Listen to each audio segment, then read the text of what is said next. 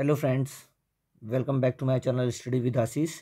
तो आज जिनका भी पेपर था पीआरटी में, उनके द्वारा जो रिव्यू दिया गया उसके माध्यम से ये बात सामने निकल कर आ रही है कि क्लास थर्ड की जो रिमझिम बुक है उसका सारांश हमारे हिंदी में क्वेश्चंस पूछे जा रहे हैं। वो भी एक नहीं, कम से कम 4 से 5 क्वेश्चंस पूछे गए हैं।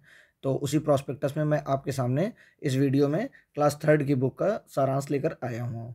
तो अगर आप चैनल पर मेरे नए हों तो चैनल को सबसे पहले लाइक शेयर सब्सक्राइब कर लीजिएगा और वीडियो को लास्ट तक जरूर देखिएगा। इसकी एक एक लाइन से क्वेश्चंस बन रहे हैं और आंसर आ रहे हैं जो कि 4 से 5 नंबर के को डिसाइड करेंगे। तो चलिए वीडियो की शुरुआत करते हैं और चलिए फर्स्ट चैप्टर पर देखते हैं।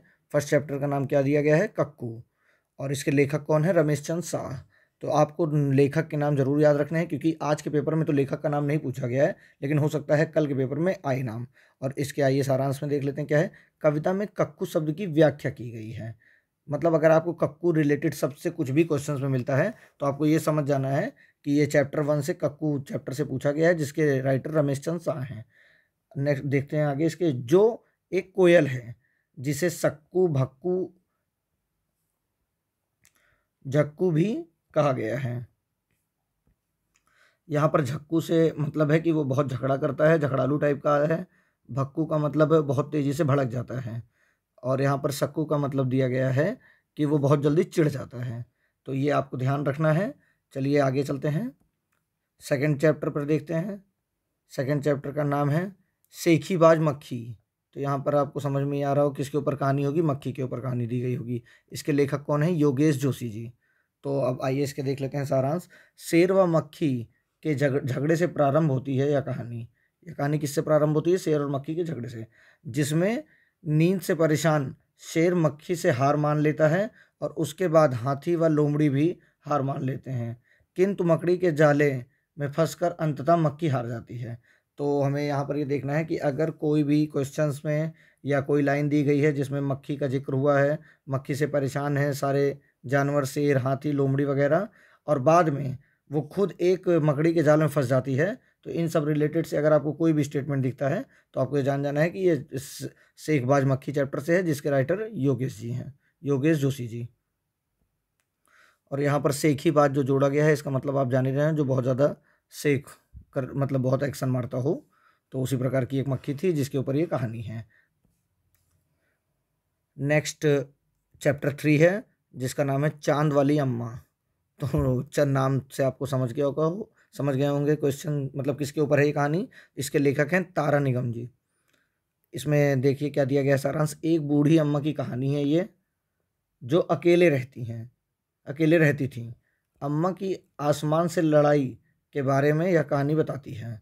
मतलब किस चीज़ के ऊपर है कहानी कि जो अम्मा है, यहाँ पर बूढ़ी अम्मा है, वो अकेले हैं और उनकी आसमान से लड़ाई है। अगर इससे रिलेटेड कोई भी स्टेटमेंट मिलता है तो आपको समझ जाना है कि चैप्टर 3 से है ये। और तारा निगम ये क्लास 3 की है एनसीईआरटी, जिसके बारे में मैं आपको बता रहा हूँ। चलिए नेक्स्ट वन देख लेते हैं। नेक्स्ट चैप्टर है चैप्टर नंबर 4। चैप्टर नंबर 4 का नाम क्या है? मन करता है।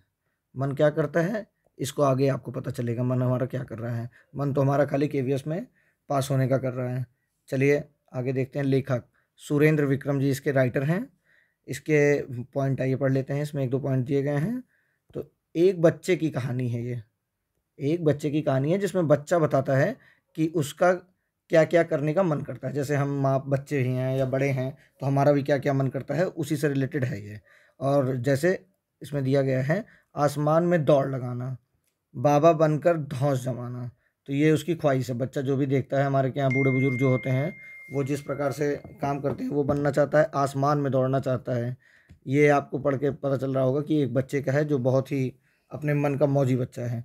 तो मन से रिलेटेड कोई भी स्टेटमेंट आपको दिखता है तो आपको समझ जाना चाहिए कि ये मन करता कहानी चैप्टर नंबर 4 से है, जिसके लेखक सुरेंद्र विक्रम जी हैं। चलिए नेक्स्ट देख लेते हैं हम यहाँ पर आगे चैप्टर नंबर 5 पर। तो चैप्टर नंबर 5 का क्या नाम है? बहादुर बिट्टो। इसके लेखक हैं पंजाबी लोक कथा अतः लोक कथा अज्ञात।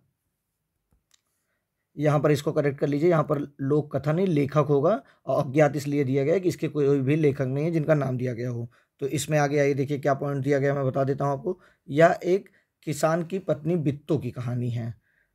जो अपनी सूझबूझ से अपने बैल की रक्षा भूखे शेर से करती हैं। तो अगर आपको किसी भी प्रकार का स्टेटमेंट देखने को मिलता है कि शेर की भूख से किस प्रकार से वो अपने बैल को बचाती है या उसकी रक्षा करती है, तो अगर बित्तों से रिलेटेड कोई स्टेटमेंट दिख गया आपको या बैल की शेर से कोई भी कंट्रोवर्सी मिल गई उसमें, तो आपको ये स्टेटमेंट देख के समझ जाना है कि ये बहादुर बित्तों की कहानी से लिया गया हुआ। चलिए नेक्स्ट चैप्टर देख लेते हैं, चैप्टर नंबर 6। यहाँ पर चैप्टर नंबर 6 देख लेते हैं। हम सब कहते हैं, चैप्टर 6 का नाम है हम सब कहते हैं। यहाँ लेखक का नाम है निरंकार देव सेवक। तो आइए इसका पॉइंट देख लेते हैं। तो यहाँ पर चैप्टर का नाम दिया है हमसे सब कहते हैं, ये हम नहीं, हमसे सब कहते हैं। इसके लेखक कौन है? निरंकार देव सेवक। तो चलिए इसका पॉइंट देख लेते हैं। यह कविता बताती है कि बच्चों को सब कुछ मना किया जाता है, जैसे यहाँ वहाँ मत भागो, बाहर खेलो इत्यादि, किंतु प्रकृति से कोई नहीं कहता। जैसे सूरज से धूप फैलाने, बादल को जलधार बरसाने से कोई नहीं रोक सकता। तो इस चैप्टर में ये बताने की कोशिश की गई है कि बच्चे जो हैं वो कहना चाह रहे हैं कि हमारे ऊपर ही सारी प्रकार की रोक टोक लगाई गई है। अगर आप लोग जैसे कि बारिश होती है उस पर नहीं रोक लगा सकते हैं, बहुत गर्मी हो रही है तो सूरज को नहीं रोक सकते हैं आप। तो चलिए इसी प्रकार ये कहानी, चलिए नेक्स्ट वन देखते हैं। नेक्स्ट वन इज है चैप्टर नंबर 7। तो टिपटिपोआ, इसका नाम क्या है? टिपटिपोआ। बहुत ही अच्छा नाम है, याद रहेगा आपको एक बार पढ़ने के बाद। इसके लेखक हैं गिरजा रानी अस्थाना। इनका नाम जरूर याद कर लीजिएगा, ये आ सकता है आपको। तो इसमें एक पॉइंट, पहला पॉइंट देख लेते हैं क्या है। उत्तर प्रदेश की लोक कथा है, ये इंपॉर्टेंट है, इसको आप जरूर याद रख लीजिएगा। ये कहाँ की लोक कथा है? उत्तर प्रदेश की। चलिए इसका सारांश देख लेते हैं क्या दिया गया है इसमें। तो इसमें यहाँ पर दिया गया हुआ है टिपटिपोआ शब्द बारिश से टपकते बूंदों के लिए किया गया है। तो इसका शब्द टिपटिपोआ का प्रयोग किस लिए किया गया है? जो बारिश से बूंदें टपकती हैं उसके लिए। या एक बूढ़ी दादी द्वारा अपने पोते को कहानी सुनाने से प्रारंभ होती है। तो किस लिए ये कहानी प्रारंभ होती है, कैसे प्रारंभ होती है? अपने पोते को कहानी सुनाती हैं एक दादी, जैसे हम लोग की दादी भी सुनाती हैं। जहाँ दादी बारिश से परेशान टिपटिपोआ को शेर बाग से बड़ा बताती हैं। मतलब कोई भी अगर आदमी किसी चीज़ से परेशान हो जाता है तो उसके लिए वो समस्या सबसे बड़ी हो जाती है। अब चलिए इसके आगे देखते हैं इसमें क्या दिया गया है। जिसे एक बाघ सुन लेता है, ध्यान से सुनिए, देखिए एक बाघ भी सुन लिया हम लोग की बात, और डर से छुप जाता है। वाह, बहुत बढ़िया दादी थी। पुनः एक धोबी अपने गधे को ढूंढते हुए उस पर डंडे बरसाता है। इसके आगे दिया गया हुआ है कि यहाँ तक, तो पुनः एक धोबी अपने गधे को ढूंढते हुए उस पर डंडे बरसाता है और वह उसे धोबी को ही टिपटिपोआ समझकर चुपचाप उसके साथ चला जाता है। तो इस कहानी का क्या मतलब है कि जो धोबी रहता है, वो एक पंडित जी बताते हैं धोबी से इसका गधा नहीं मिलता रहता है, तो बताते हैं जाओ अपना गधा खोजो। तो झाड़ी के पीछे उसको लगता है उसका गधा है, तो वो आता है धोबी और इनका कान पकड़ के बाघ साहब का लेकर आराम से चला जाता है और बाघ समझते हैं कि वही टिपटिपोआ है। तो ये सारांश है। यह इस वीडियो में मैं आपको सिर्फ 7 चैप्टर का बताया हूँ। अगले मैं वीडियो में आपको और बता दूंगा इसके। आपको वीडियो पसंद आई हो तो लाइक शेयर सब्सक्राइब कर दीजिएगा। टाइम बहुत कम था इसलिए अभी मैंने खाली 7 चैप्टर का किया है। फिलहाल मैं सुबह तक, अभी रात हो गई है, रात के 12:40 हो रहे हैं, तो मैंने आपके लिए वीडियो बनाया है। तो वीडियो को पसंद करिएगा, लाइक शेयर सब्सक्राइब भी करिएगा। बाकी 7 चैप्टर सुबह तक मिल जाएगा आपको। Thank you so much guys.